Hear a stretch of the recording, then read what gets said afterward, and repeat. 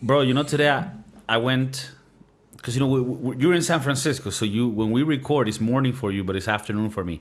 So in the morning, I try to do a little thing, to get me like, flowing, get the blood going, get the oxygen, filling all the red cells and the blood, the white cells. No, I don't. Not that type of blood flow. Oh, you don't play dice in the morning? With my homeboys, yeah. Nice. With the homeboys.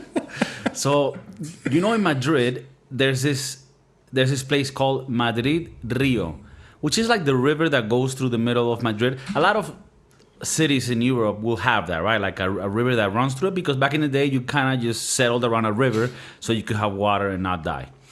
So you go, we got our bicycles, and we started, me and my girlfriend riding around the river, and it's really nice. You've been there, you have different places to drink and have fun and just be in nature, but also in the urban area. It's very beautiful, if you want to bond with your partner. And I say partner because we support any type of partnership, really, that involves, liquid exchange and whispering in the ears. But talking about fluid exchange, we were drinking, right? Like having a beer just like at a little bar, enjoying the wind, the breeze. And there's some people like in a bench, not a bench that's like off, like to the side. No, like the bench that's right in the walkway where everybody's walking with their kids and with their bicycles and shit. And there's two guys, like a guy and a girl, I would say like 20-something-year-old. And the girl is on top of the guy with her legs around him. And they're just making out like heavy. And then they're doing like almost like movement, And it was... I mean, in Europe, it is a lot more common than in the U.S.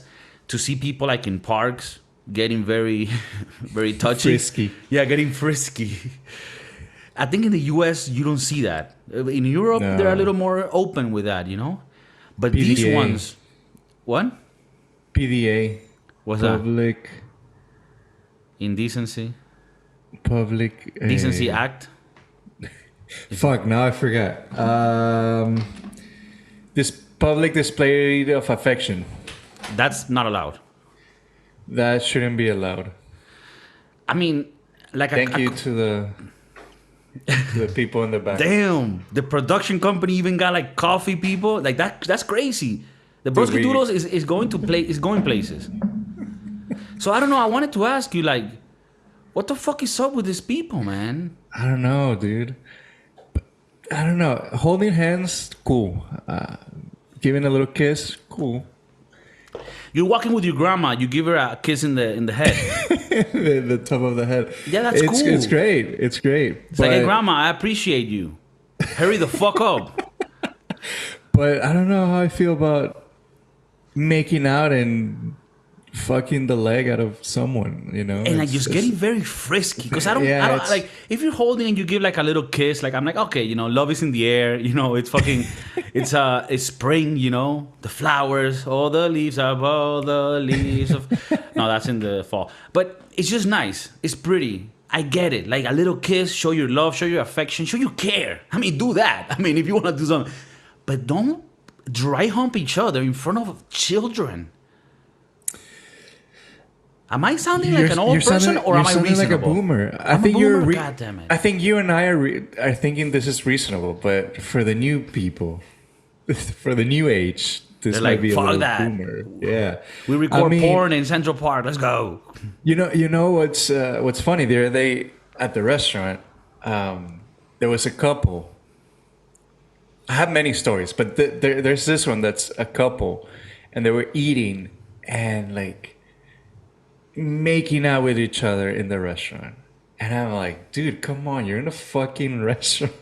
So you're in a restaurant, you're in front of, hundreds of people. It's like, what the fuck are you doing? They were like getting handsies, underneath a table, and like she was like all over him and he was all over her. And the worst part is that I could see it from the kitchen. So for a second, I'm like, I could damn, smell they're it. gonna fuck. For a second, I'm like, damn, they're gonna fuck tonight.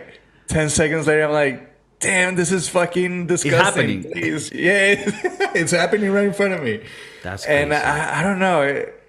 Again, holding hands, a little a little kissy here, but no, I don't know. Like the making out and sharing the saliva in front of people. Like, it's even too though much. the people that might listen to the podcast, they're weird fucks, and that's Yeah. cool. You know, I mean, we are too. That's great. I think of them as decent people that wouldn't be into public, show of affection. I don't like that. I think that's riffraff. Riff-raff. Straight up, I don't like that. I once saw it at a Popeyes chicken in Spain. And they were just I mean, I do gotta give a little credit. The Popeyes in Spain is a little less riffraff. I don't know if that's like a bad thing to say. I'm not saying it's not delicious, but it does have a certain class in the pyramid. You know, like Chick-fil-A. That's bougie. Chick-fil-A is That's bougie? Oh, bougie is good, right? My Bougie's bad, my good. bad. Bougie's expensive, luxurious. Expensive. Yeah, like Chick-fil-A, that's straight up white privilege, right? Chick-fil-A is, you know, they don't like the gays. Like, they are on the top of the cusp. You know, these motherfuckers like hard work. Damn, now that I think about it, we have a Chick-fil-A here in San Francisco, and You never they go? don't open. They don't open on it. Like, Sundays. on Sundays, no. At all times. They hate the gays. Yeah, they don't want any gays going. But they just put the store and left it there closed so that people knew to send the message. Like, look, this is what could have been open, but you fucked it up with your little marches and shit. Oh, shit. But yeah, I mean, I think there's a point. Like, there's a point where you have to think about your surroundings, right? Right. You have to be like, all right, we're in the beach. There's a lot of people. We can't be fucking here. Also, it's not comfortable. Yeah, it isn't. So, you know, get a room. There's a motel let's down say, the road. Like, let's Probably say you're in the beach and you're going to like a little deeper in the water, and she raps. Now that's different. That's different, right? international waters. That's international waters. That's straight up. Like, I wasn't even clear as to why that was okay, but that's because of the law. yeah. Like, it's yeah. Once the water is up to your waist, that's international waters. right, That's right. different shit. At that depth, you can kill a bitch. I mean, Nothing's gonna happen. you're cool. Nothing's Hey, for real though, if you go on a cruise, like, people only talk about the happy stories. Yeah, yeah. In a cruise, some shit could happen, and the law doesn't really apply. That's pirate law. Pirate law. I mean, I'm not against that. I'm not against that. All right, well, that gives you a little introduction as to who Chef Maurice is. And today is the 200th episode of the Broski Doodles podcast. And there's no better way to celebrate that than with new official member of the Broski Doodles podcast. Chef Maurice has just signed an exclusivity 4-year deal with the Broski Doodles. God damn it. We got to... 4 years, $100 million. Yeah, I mean, I didn't want to say the numbers because then you might... No, let's say it. People It's need to know. Yeah, so Joe Rogan with Spotify, fuck that. Like, Chef Maurice. I mean, it is an exclusivity deal, but it is $100 million. it's an exclusive deal just to talk, us. I And for me- can't go anywhere else. I can't go in Yeah, another he can. I podcast. mean, he does do another podcast in Spanish, which is part of the network, so that's cool. And that's where Chef Maurice got his start in the media business, right? People love him there. and a few months back, I saw Forward. I was like, look, this guy's good, but he doesn't know English. How the fuck did we get him? Well, So, it's we good were- because Yeah. part of my deal was the ESOL classes. So ESOL I'm- classes, for people that don't know what it is, in Florida, it was a program that they did for mentally challenged kids to learn English. And that's when me and Chef Maurice got our start. That's why we have this little Caribbean accent, Miami accent. It's sexy. And I know, I mean, did we get a lot of girls back in the day because of our accent? No, but we should have. If you think about it. I know the mother of my child. It's somewhere in the house. Right? I gotta Okay. be careful with what I say. But since I moved The to San mother Francisco, of your child. I mean, you can't just say your baby mama. the baby I mean, mama, yeah. But since I moved to San Francisco, there's a lot more white people, and those motherfuckers love the accent. They're fucking down for the accent. That's true, right? Because in Miami, we had the accent, but everybody has the accent. Yeah. But when you're in San Fran, that's how people that are in the business call it, San Fran. Now there, you got a lot more white people, a lot of Asian community. So they see your accent. They're like, damn. And they're like, damn. That's hot. That shit, I wanna fuego. put that thing inside me. The accent, Yeah. I mean, like the accent. Like if you could objectify the accent into an object and then you can shove that shit, you know? It would be like a good experience. Yeah, I've had people saying that they love the accent. But I really want to know for the people that That's for listen them. to us, right? I mean, they've been listening to my accent for a minute. Well, first of all, I want to know, what do you guys think about the new membership? I mean, maybe a bunch of people will comment like, yo, get this motherfucker out. I listen to the people. I mean, but this is a dictatorship. I mean, I already, send the money transfer. So I mean, we're stuck with it for 4 years, exclusivity deal. But I also want to know, what do people think about this accent? Is it sexy, or is it like, hey, bro, go to fucking class, learn how to speak? Go back to your fucking country. Go back to your. Where the fuck is it that you're from? Venezuela. Minnesota. The Minnesota. fuck is that? Yeah, the people here, the whites, as we like to call them. Not you, us. You mean people like you that live in San Francisco? Yes. Okay. Me.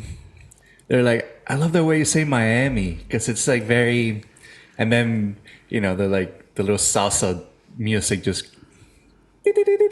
The Miami, the Caribbean in you just sounds so sexy. Do you know Gloria Stefan? I think we've talked about this before, but I think people's perception of Miami it's very different, weird, right? and very different. Because when we lived there, we saw it as the place where we lived, right? But the people outside of Florida, they're like, damn, Miami's so cool. Right. The parties, the beach, the bitches, the drugs. This is stuff that comes up every time I tell them that I'm from Miami. Oh my God, Miami's so cool. But they never mention anything other than what I just said: the beaches, the girls. Right. It's very like stereotypical. Yeah. Right. I think that's the way that's the same as we think about Colombians. They all do drugs. You mean like you and your people? Yeah, I don't think so. My love to my Colombian homies that listen to the podcast. Chef Maurice, again, this is his first day, so he's getting accustomed to how the rhythm goes, how we speak, and there's a few non-disclosure agreements that he still needs to sign. Okay, perfect. Well, I wanted to take a little time for people, that are listening to the podcast today. It's the 200th episode. It's 200 episodes. We started this right when the pandemic started, and it's been nonstop. Now we have a new member. Just for the people that have been listening to the podcast, DJ BJ and Adrian. I mean, they're part of the podcast. They're still with us. I mean, in the realm of life, but also in the podcast. I just want to clarify. They did also not die. They did not die. They have a lot of things that they, in their own personal lives, and obviously that's for them to disclose if they wish, but nothing crazy. Just life stuff. Some people have kids. Some people have other shit. But they'll still be joining every once in a while. You will see them on the podcast with me and Chef Maurice, and they'll always be Brusque Doodles. It's just that we needed to have the podcast evolve and have a lot more episodes for you guys. So we had to do this multi-million-dollar offer before Spotify took Chef Maurice from us.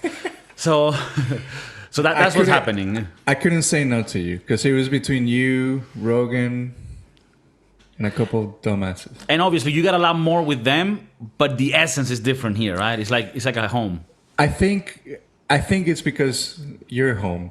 Because we've known each other for so long. And that's the type of shit that tingles, that little meat, between your asshole and your penis. That's the type of shit that gets me going, Yeah. So it's a 200th episode.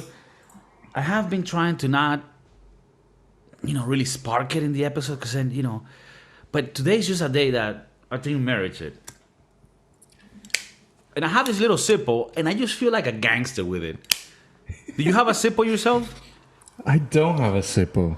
I don't. I have. Would you like one? Like, would you use it, or you just on the vaping thing? I would use it, but only if we put the logo of the Broski Doodles in it. Okay. All right. I would be so down for that. Also, I bought have you seen? I don't know if you've seen the electric lighters. The one that you push a button, it's like electricity coming out, and then it lights. Damn. Stuff. Is that like the new Tesla lighter? I mean, it could be. You just have to charge it, and it will never run out of gas. So. And he has his own Twitter. It makes the stock go up and down. Anyways, yes, Sippo with a Broski Doodles logo in it. Think about it. And you see, have first episode, I'm already bringing ideas. No, I know. Bro, the man I'm ready shit. to go, man. No, I like it. Okay. No, I'm saying, but you would use it. Like, there's things that you would light up. There's things that you need to light up every once in a while. Yeah, like the kitchen, gas. the range. Yeah, right. the like range. A cake for birthdays. Birthday cakes. Right. What else? The Fireworks for 4th of July. 4th of July is coming up, so yes. Do you do that? What else? No. You don't celebrate 4th of July? You piece of shit. Are you a terrorist, you motherfucker? What do you mean you don't celebrate 4th of July? What? Well, no, because I work in a restaurant that usually opens on 4th of July. But what does celebrating 4th of July entail? Getting drunk, seeing fireworks, eating hamburgers? I mean, you're downplaying it in a very disrespectful way, but yeah, that's what it is. That's exactly what it is. Pool parties, boat parties. I mean, what the fuck? What the fuck is freedom? You know, I don't know anymore. What are we celebrating? I mean, I understand you don't know what freedom is, given that you live in California. So you have very few of them left. Yeah, you're right. You have the homeless right outside your door. Sorry. No, that's cool. So, well, I just wanted to let people know, because obviously, they know DJ BJ, they know Adrian, they're part of the crew. And now they see a new member. They might see like a foreigner, right? They see you with the LA Dodgers. They're like, are you like, are you part of some color shit? Like, what's going on? Like, so I kind of wanted to let people know who you are, You're Chef Maurice. It's a very intriguing name. You've been in the podcast before. You've been in the Broski Doodles podcast. We talked about food. We talked about Michelin stars. But tell people a little bit of what it is that you do and what motivates you in the morning. What inspires you? What makes that little space between the anus and the penis tickle? This is like an icebreaker deal, right? You want me to like introduce myself, like first day of school. Hi, my name is Mauricio, and I'm 34 years old. Tell us a little about yourself. Tell us a little about yourself. I was born in Caracas, Venezuela. My passion is food, and anyway, yes, that's what I do. I do food, and I chef around sometimes. I play with food. I like to do that. I didn't think I was gonna do this when I was a youngster. Let's see. I work long hours, so the time that I'm not spending in the restaurant, I'm spending here with you, which is great. I enjoy it. And your family and your son. Oh yeah, that too. But about important things. Right. No, I mean people are now happy. I mean now they have the Broski Doodles with Chef Maurice, but also we have el POSCAT de KIKO, which is the Spanish one. So if you're like, for example, trying to learn Spanish, we got people in Singapore that are learning Spanish through our podcast. I think what you're saying has become true because we have a dude that listens, or a female dude that listens to us from some weird part in Oregon. That's true. So we don't know if he's Latino, if he's Asian, if he's white, whatever you are, and you're trying to learn Spanish. That's a way. Quick question: has living in California for all these years given you an accent like you're from Ohio, like you're a 45-year-old white woman from Ohio? I mean, I don't think so, but sometimes I get like the hella. The hella is like hella is very very San Francisco, NorCal. Okay. NorCal. NorCal. Okay. So sometimes you get that stuck on you. Yeah, and I say dude a lot more than I used to. And I thought dude was like a very 80s word. Okay. But now everybody says dude here, so I gotta... Oh, really? It's coming back. Yeah, everybody says that shit, so I'm like... And I almost feel like San Francisco's gotta be like the... Have you heard of the phrase, the canary in the gold mine? In the gold mine? In the coal mine. The canary in the coal mine. Pretty much miners. And by this I mean people that like break rocks, not like little kids. Miners, when they go into like coal mines at the bottom, there's places where if you go deep enough, there's a lot of coal, and that could fuck up the air. And if the air has too much concentration of coal or certain chemicals, you can die, right? So what they do is they have a canary in the coal mine at the bottom, because if the canary is alive, then that means the air is still good. If the canary dies, then that means you need to get the fuck out of here. Yeah, yeah. So that phrase is used metaphorically to say there's places where things start to happen, and then whatever happens in that place then translates to the rest of the country. So, for example, when I say that San Fran is like the canary in the coal mine, it's for both negative and positive. So, when you see something negative like the laws that they have in California that are bringing homelessness and a bunch of fucked up shit, you can already see, okay, that's going to happen in the rest of the country if you keep going that way. But on the same note, where you're talking about the language, the lingo, if that's already happening in San Fran, that's going to carry across the whole country. So you are already in 2030, pretty much. Damn. So they're bringing back dude. I love that shit because I'm a dude guy. That's me. Hey, dude, come on, dude. Like that's where I'm at. Like I had to change to bro, to other stuff, but I always wanted to keep dude, and I really didn't because I kind of felt jaded, and I didn't keep to my principles and my own beliefs, and I fucking failed myself at that time. Well, back then you were in 2023, so look at it as when you were a youngster and you used to use dude a lot more. You were in the future, so. Right. Okay. Now you're, like you said, now we're 2030. Let's go 8 years or 7 years ahead. Okay. So. Well, these days I kind of want to just go back in the past so that I grow slower. How come? I don't know, because I feel like I'm getting old too quick. I'm still young, but I'm not like, fuck, I'm almost 40. And I'm not saying for people that are 40, that's old. No, that's not old. But that is kind of like half of your life. Well, if you're lucky. Or you can be almost gone, dude. Or you could be goner. You can be. I mean, that's just Tommy from the Power Rangers, you know. But okay, Chef Maurice, quick thing. So you become a guy that does food. Your passion is food. You work at I mean, I know you're very humble, but you're somebody that has patents for food. You've worked in Michelin star restaurants. You're trying to make your restaurant be a Michelin star now. You're a sous chef at a very, very high class restaurant in San Francisco, and you really fucking done a lot in your career as a chef. You learned chefing back in the day when it was a little more old school, you know, the days of Anthony Bourdain's, you know, who follows our show and we love. But before all that, you had dreams of becoming a journalist, specifically a sports journalist. I remember you used to have a thing where like, I want to write articles about like sports shit, right? And I think that kind of plays out now with the podcast because it's sort of media. You like that shit. But when was the day, or do you remember there was a specific time or moment when you were like, maybe you were cutting an onion and your dick got hard and you're like, damn, this is what I really want to like cause emotions in people's mouth. Wow. You put it in okay. You put it in another way that I didn't think about. I like putting things in people's mouth and they having a mouth orgasm. Mm-hmm. Damn, I don't know.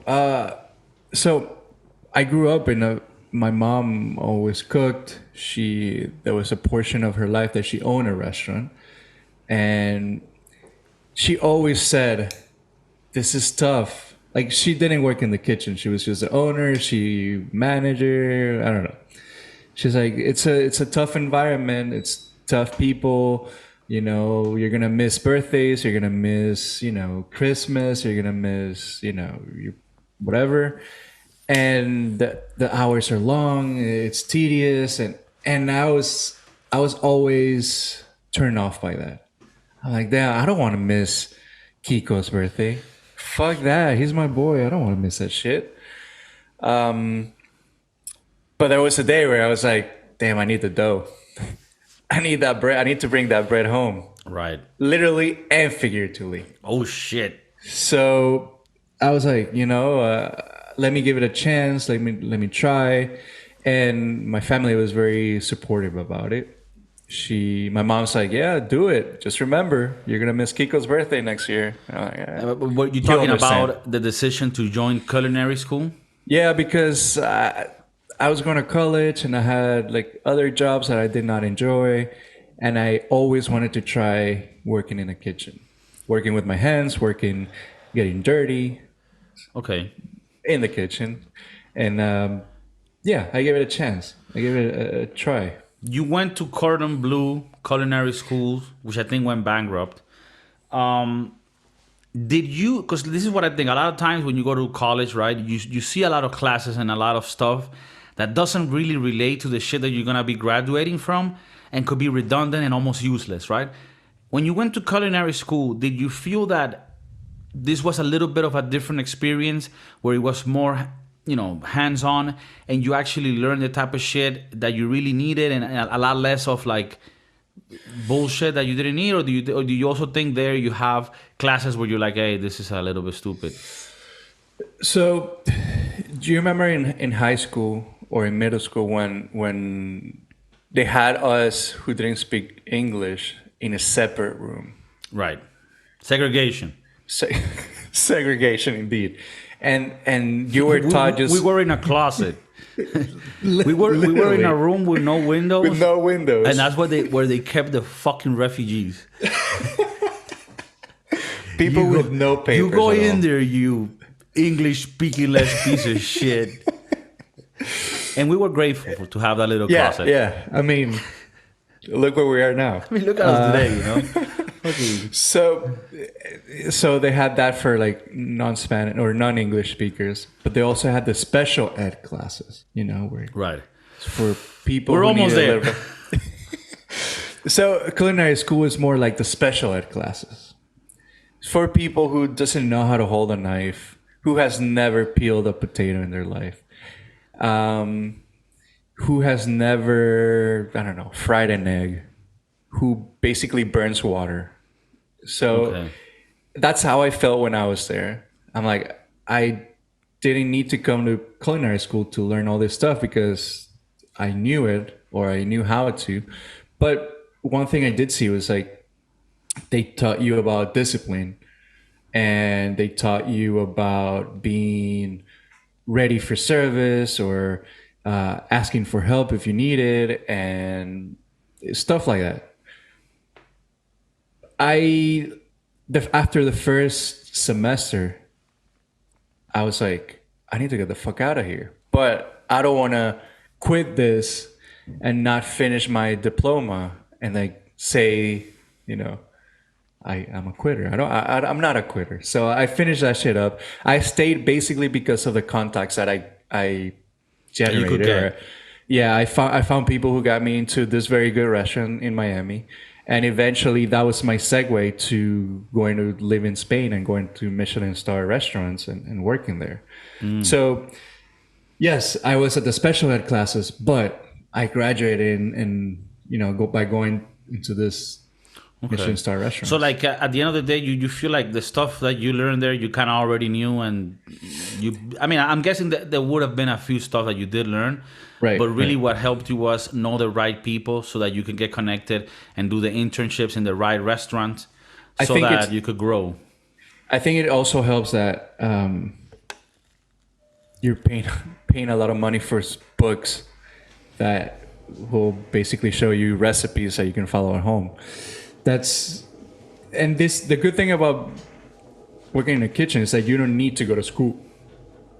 You can learn the discipline in the restaurant, in a restaurant. Would you Any say restaurant. most of the chefs that you've worked with don't know how to read? Well, I don't know how to do math, so that's Okay. that's a start. Okay. Sometimes I have to do recipes and multiply it, divide it, and Okay. square root, and then it comes fucked up sometimes. Do you think that being a chef is something that could interest people that might not feel right in like a school setting, in an office setting? They might be a little of an outsider. Yes, definitely. They might even be like into perico or cocaine. Oh, perico. I thought it was the egg. In Venezuela, we call perico if you grab eggs with tomato and onions. Yeah. And right, but also a bag of white cocaine. All right, We gotta tell these people about the perico room, and this will come eventually. Yeah, eventually, because I don't want to give it all to them. No, and then it'd be too overwhelming. Yeah. But I do want them to know to have a taste of like, shit, we need a little more Chef Maurice. Well, he'll be back. He's for 4 years exclusivity deal, $100 million. This is a perfect setting where you want to be disciplined. If you want to work with your hands, if you want to, eat a lot. I mean, I'm not going to say I don't eat. I eat good. Sometimes I don't even eat at home because... Okay. Would you say that as a chef, one of the privileges that you get is you can grab a bite of every plate you make? For sure. Okay. And take it home. And you kind of have to do it. Oh, you can take home too. Okay. Right. Those are the privilege, but we keep it between us. Right. That's more like underground rules. Right. A lot of fuck-ups. Fuck-ups go home. Right, fuck-ups go home. Hey, the pizza shouldn't have jalapenos, but it does. Fuck. But it does, yeah. Who would have thought? I don't want to throw it in the trash. Fuck. Right. You don't want to throw that so many away. Homeless. Fuck, so many homeless people that don't eat, I'll take it home. I mean, if I have to do the sacrifice. Yeah. There's a homeless guy on the way to my house where I can I can just... Or I'm the homeless and I'm just going to eat it home. No, I mean, fuck that guy. I mean, I'm taking it home. I love pepperoni and jalapeno. Yeah, but this is definitely this is the perfect thing to work with hands and get dirty and like be creative and come up with ideas. And listen, I've come up with many ideas at the restaurant, and I would say 90% of them get shut down. Okay, ideas for plates? For dishes, yeah, new dishes. Like the other day I made a beautiful fish, beautiful sauce. Everybody loved it. And I was told it wasn't Asian enough. It wasn't Asian enough. It wasn't Thai enough. Okay. So it kind of sucks because everybody loved it. My boss loved it. My peers loved it. But it wasn't Thai enough. Okay, so would you say sometimes your ideas get shut down, but you don't lose the essence within you? Like, hey, you shut it down, but you note it down. Like, I'm gonna keep this for my fusion restaurant. Oh yeah, definitely. All the recipes that I make, I keep. And do you keep them like in a little notebook where you write it down with a pen like Julia Child? Yes. Or is it more like on your phone, like in your iPhone? No, I don't have any recipes on my phone. Now that I think about it. So do you write them down old school? I write them down. I have it in my notebooks. I have it in papers, and then I just put it inside the notebook and with like a pen or a pencil. Yeah, or a marker. Old school style. Old school, yeah. No, I don't. Now that I think about it, I do not have any recipes in my book. To be honest, I think as a chef, it almost like adds to the mystique if you keep your recipes old school style, like in a notebook where you write it yourself. I think that's a cool part of it. Like if you're a chef, I don't know why. I mean, and I might be wrong, and I might be judgy. Sometimes I'm a little judgy. If you're a chef and you have like a folder in your cloud with all your recipes, that doesn't sit well with me. Yeah. Like you know how I know Chef Maurice is a great chef? Because he doesn't even know how to set up the camera on his fucking computer. Right?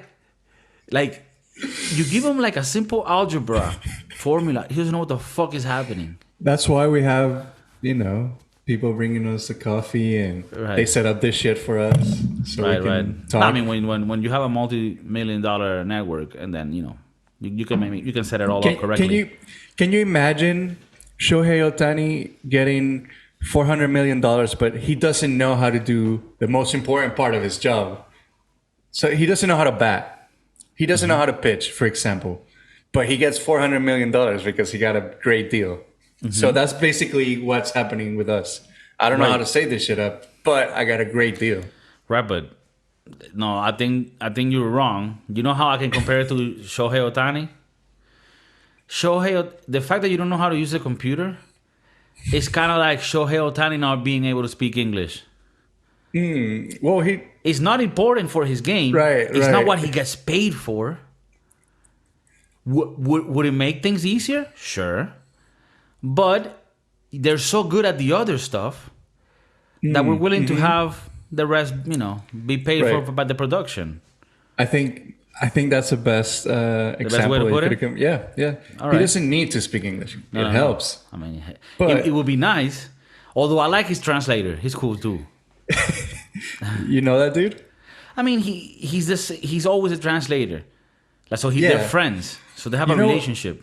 You know what's funny? Because when Shohei pitches and the manager comes to like, hey, you shit, you suck today, the other guy has to come out too. So he needs to translate.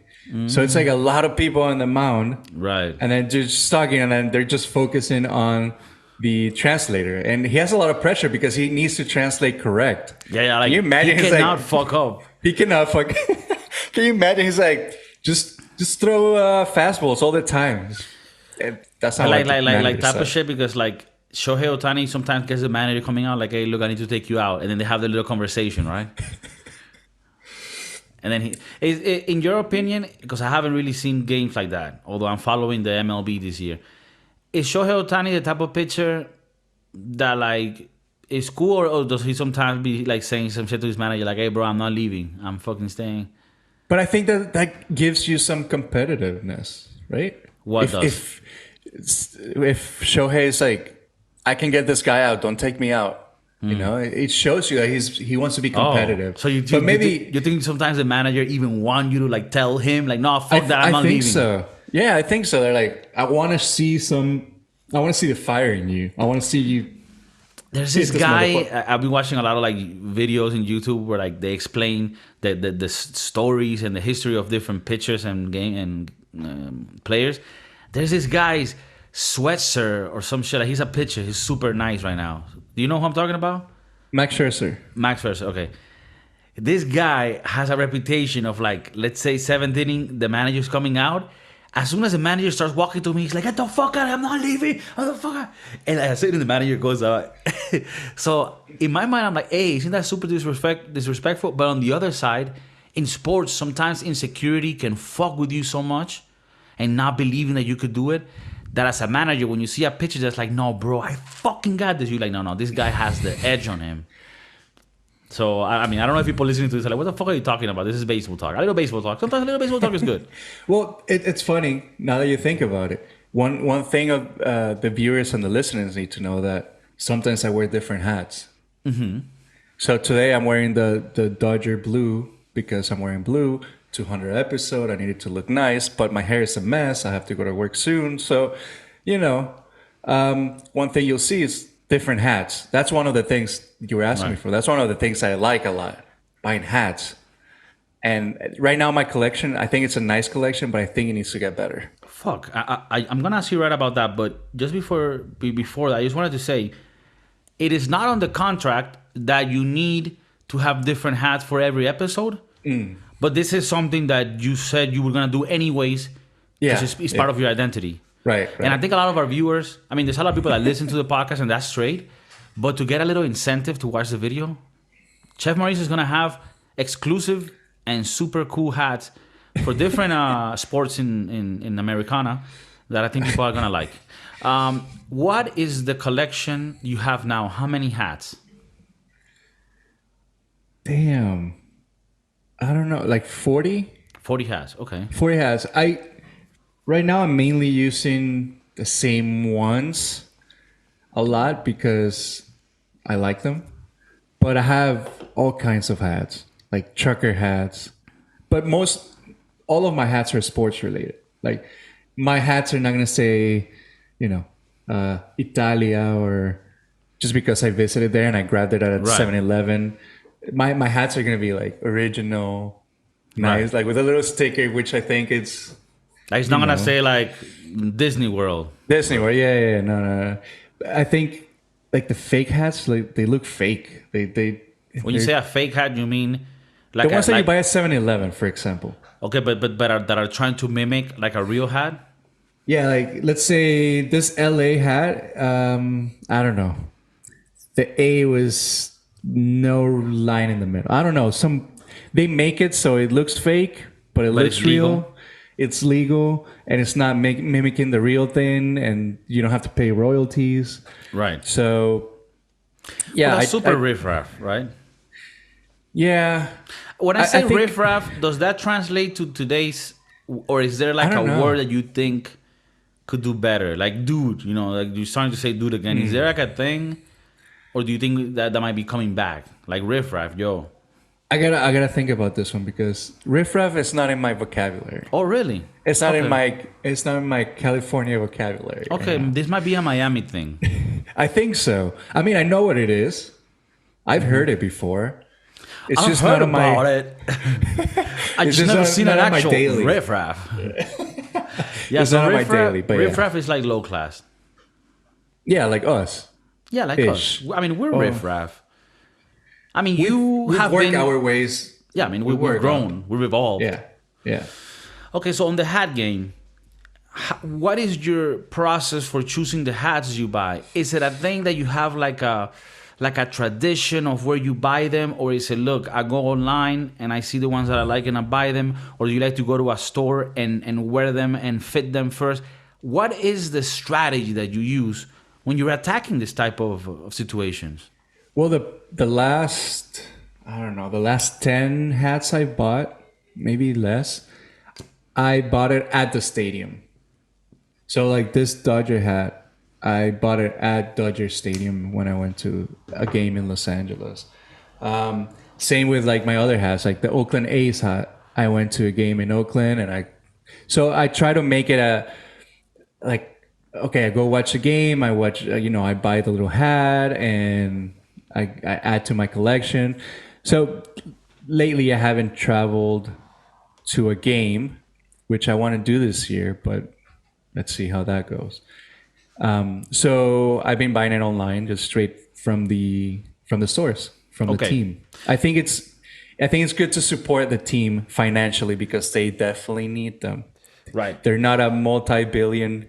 No, I mean, and dollar inflation company. is hitting them hard.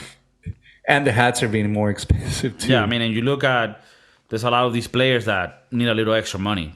Yeah, for sure. the bitches, so- Shohei needs a new contract soon, so Well, apparently they're gonna give him like a lot more money, right? I think He's he's going to be fucking everybody up. He's insane. I think he's going to be the best or the wealthiest player in Major League Right. soon. That's crazy. He That's does crazy. two things that nobody else can do, which is bat and pitch in the same game. So that's great. And he's also cool as peeps. Dude, he seems like a great guy. I mean, I don't know He if at seems- home he hits his wife, but he seems he is such a sweetheart. Yeah, Like such a he is. respectful, such like a proper guy. Like he Yeah. always. I saw him on an interview after he won the classic. I don't know if I showed you, but maybe not. It was like he was being interviewed by Alex Rodriguez, Big Papi, some other. I'm missing some other player. And they asked him like, "Hey, when you were growing up, like, who were the guys that you looked up to?" And he's like, "Well, you guys right here, you were my heroes and all this shit." And Big Papi's like, "Man, you answered the right way." and you could see Shohei is just very welcome to say things like, "No, you guys are the legends and all this shit." And very like he doesn't have this thing where like, yeah, that's it, that's Otani in the building, motherfucker. where he could be like that. Yeah, Because he's killing it. And I think it makes you look so much better when you do it with class and you're not a show off. So big ups to Japan. Great land. I thought you were gonna do something. No. No. We don't do that here. We don't forget Pearl Harbor, but we do forgive. No, we forgive. What? We No, forgive. you're right. I We mean, forgive and forget. I use a Canon camera.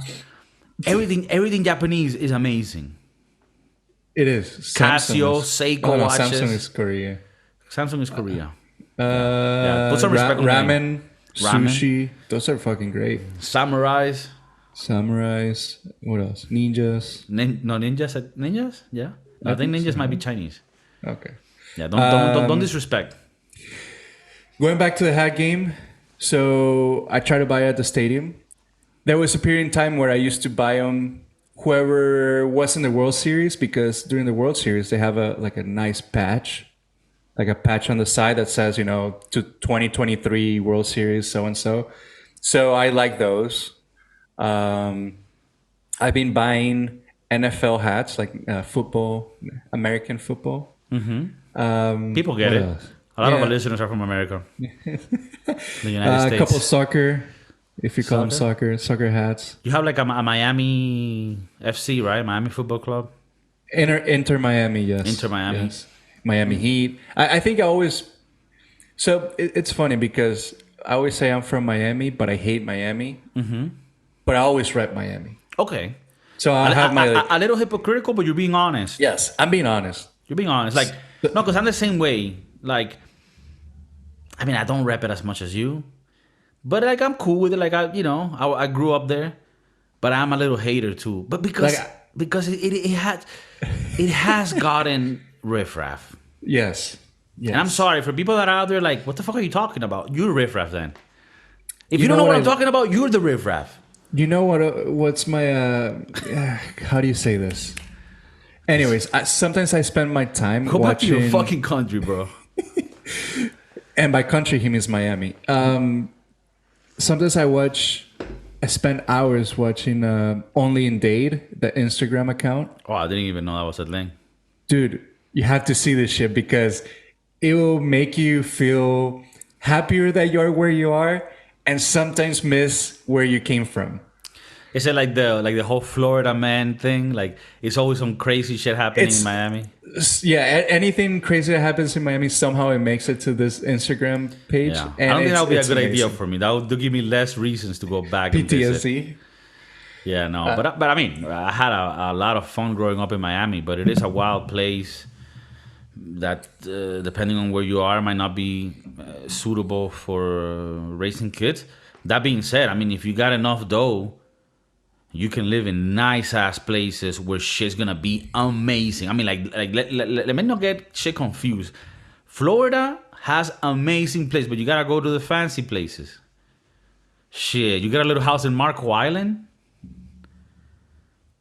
You're sipping mojitos and fucking 65-year-old bitches all year long. I mean, if you're a single man, I mean, of course, I'm already tooken. And Chef Maurice, has a baby mama tooken. living in his house. In my house. This is my house. Okay, so on the hat game, I recently started getting in the hat game. A little bit inspired by you. My first really main hat that I bought, which I wear at times in the podcast, is the Florida Marlins original back in the day, all black with the logo in color, with the patch on the left-hand side for the 2003 championship, which I remember us actually going to the games back in the day when people didn't even give a fuck. And he was a pro player. Yeah. Damn. Yeah. Do you need more connection than that? Has it been proven? I think the $100 million already worth it just by that connection. And then the hat game coming through. I mean, this is going to be an amazing new chapter for the Broski Doodles. And I think people are really excited for it. What are something that you can leave for people that are starting to get in the hat game? What are some of the factors they should be looking at when it comes maybe to price, when it comes to branding, when it comes to the style of it, the type of hat? What can you give to the youngins that they can take with them and use this knowledge to really develop their hat buying skills? Well, it all depends on what you're looking for, because I like what the players are wearing. Because even though I'm not a baseball player, I am a player. Anyways, so I like the originals. So what they wear, I don't like to have the brown New York Yankees hat. Or the red one that's very tacky and shitty. I don't like that shit. So you're gonna see me with like the originals baseball hat. I like that. Um, I think it needs to fit right. If it's too big, too small, you're gonna hate it. You're not gonna like that shit. And Would don't you say sweat. that if it doesn't fit, you must have quit? Pretty much. Okay. Pretty much. So when it comes And to, is it the case that you already have a size that you wear and that you already know? so now I know my now I know my size. But before I'm like, yeah, this fits, and I wear it, and it's too tight or too loose, and it's weird. It's Are you shitty. thick Wouldn't you want to know? in the head Yeah, I mean, of your penis? do you want me to show you right now? So do you get hats that are already fitted that are not okay that you cannot? Not snapbacks. No, I mean I have those and I like those, but the baseball ones I like the fitted ones. Yes. Okay, because the one that I have is snapback, which I think that has to do with a little thing in the back that you can break open and put different sizes. Okay.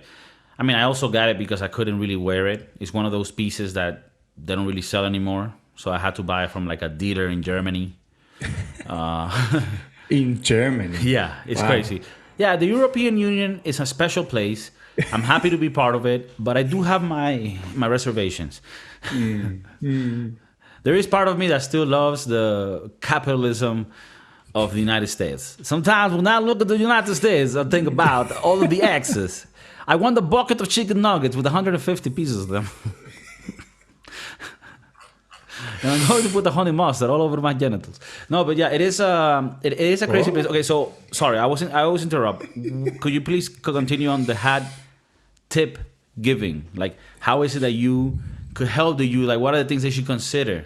You know, you talked about the size. Does it fit? Maybe try it at a place, physical place, maybe. Unless you already have, I mean, if you have the size, perfect. You can just buy it online and forget about it. I like to go, like I said, when I buy it at the stadiums, I go in, I try different ones.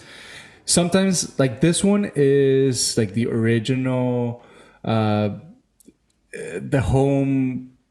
I don't know, whatever they use at home, and then some other teams have like a home uniform and away uniform. I like the rare ones that are still originals. So looking now, some of my hats right here. I'm just gonna show you really quick. This one, He didn't have this ready, by the way, guys. no, I didn't. I actually did not. Anyways. Ah, that's cool. It's cool. We got it. This one, the Mariners. Sometimes it's like all blue or teal. I like the teal one. Put it in the center. Okay. Seattle Mariners. What else? I don't know. I have this hat, like the Mets, the New York Mets hat, and it's made out of recycling. Can we see it? Or oh, you don't have it there.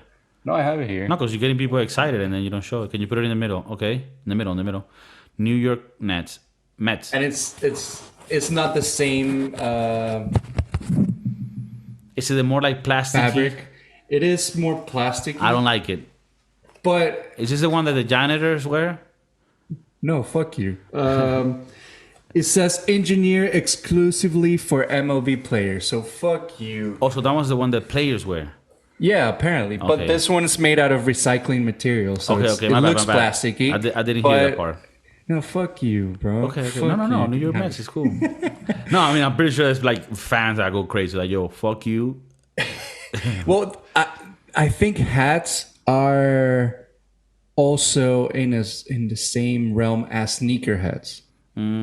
I think sneakerheads are bigger and they sell their stuff for way more money. But I do think there's a hat head. You know, Okay, like so there's like a hat culture too. culture. Yes, I don't know. I'm not part of it, but I think there is. Like, and I've are you seen- like kind of like you are it, but you're not part of the community? right? Okay. Right. I also collect other things like soccer jerseys. I have Okay. a lot. So I don't know. I think it has to come from the sports background that Do I you really collect love. cards? Baseball cards when I was little, but not anymore. Okay. No. Because apparently that's like a thing where like you can make money. Yeah, I mean, maybe if I look through them, I can. But I don't know. I remember getting one box of cards, and I think that's like part of the cool thing about hats is that it's a wearable thing, so you can use it. It's not just something that you're gonna keep away. And yeah. No, I was going to say there's a difference between, let's say, wearing hats and wearing jerseys. One's, as we like to say in the Spanish podcast, one's Nietzsche, one's riffraff, and one's not. So what elaborate on that. If you're going to go to, I don't know, have dinner with your girl, you can wear a hat. But if you're wearing a jersey, a Cristiano Ronaldo jersey, and you went to a restaurant, no. That's Nietzsche. That's okay, but so clarify this for me. The jerseys that you do have, are they just collectibles, or there are times when you can wear them? I mean, I can wear them. I just don't fit in them anymore. Okay, but let's say you did fit them, right? Let's say you fit. Yeah. Like let's say they came. If you're gonna go play soccer with your buddies, great. If you're gonna go to the stadium and see a game, great, use it. If you're gonna go, I don't know, to the supermarket, I don't know. Okay, so you're actually very picky on where you can wear them. Like, it's not like you kind of, there's specific times when you can wear them, but they're not to be willy-nilly, I'm going to the theater to watch a movie with my girlfriend. Yeah, that's not like a thing you should do. No. It's tacky, you say, or like... I do think it's a little tacky. Maybe if you're going to go, like, walk in the park, maybe you can wear one, but no. Okay.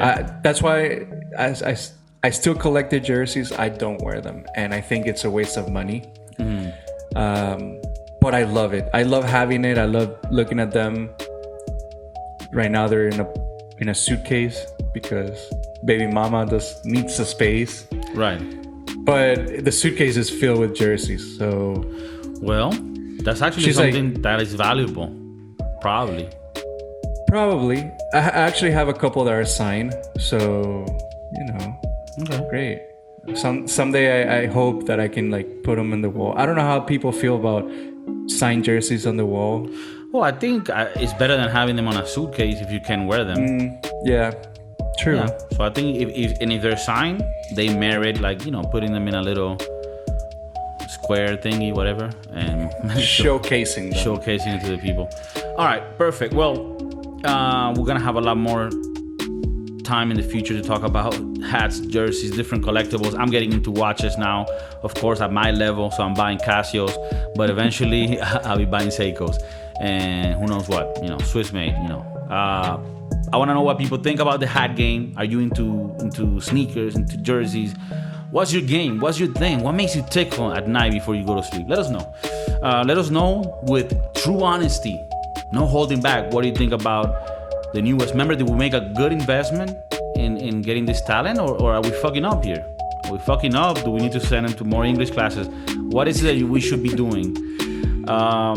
Chef Maurice, well, welcome to the gang. Welcome officially to the Brusque Doodles, and well, San Fran is in the house.